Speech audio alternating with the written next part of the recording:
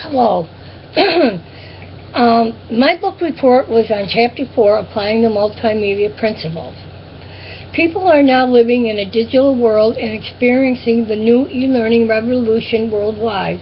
With the advancement of computer knowledge and network capabilities, the e-learning process is much more appealing, effective, and efficient with the use of multimedia. With the use of multimedia presentations, e-learners will become more engaging and active learning by conceptually representing the data in words along with pictures, whereby they make the association between the pictorial and verbal representations. Chapter 4 highlights that an individual's learning process can be enhanced when messages containing multimedia and designed in ways that are harmonious with how our brain works are research-based principles. Chapter 4 gives updated support for the multimedia principle while studying its boundary conditions. Although words are the main medium for transmitting information, the multimedia principle is investigating the effect of whether it is better to supplement graphics with words, either static graphics or dynamic graphics. Do individuals really learn more effectively with words and graphics rather than from just verbal information? From what we learn on our chapter for cognitive theory, we find that individuals will have a more enhanced learning experience with e-learning courses when using both words and graphics. The multimedia principle is about building a mental connection between verbal and pictorial representations. Pictures, when doing a presentation, should not be an afterthought, but instructional designers need to have the words and pictures work together for creating meaning. Instructional designers need to select graphics that support learning. Keep text close to its corresponding graphic or part of the graphic by using pop-up text or caption labels for showing something depicted in an illustration.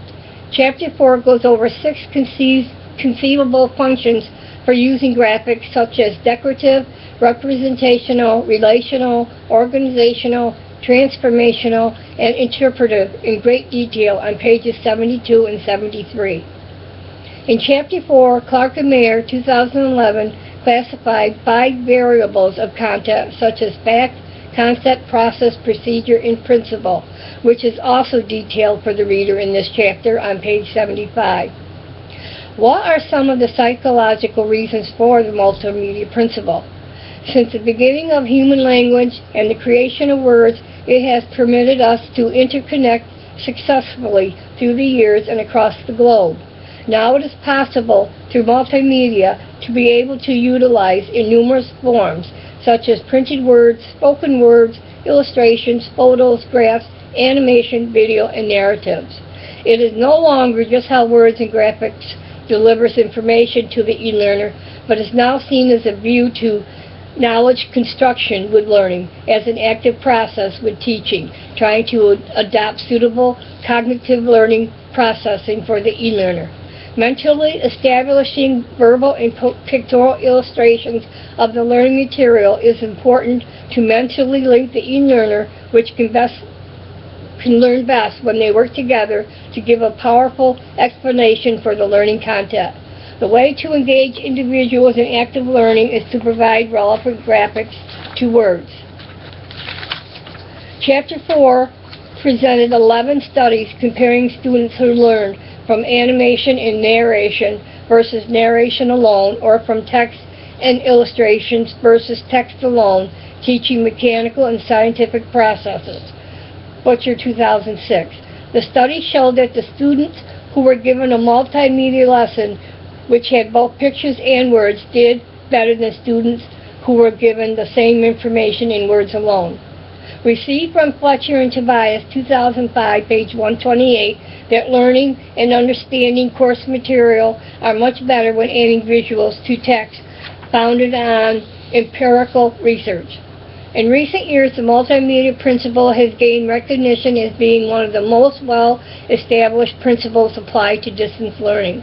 The multimedia principle can be utilized for computer-based simulation and games, can be applied to the design of organizational visuals, and utilized for video examples.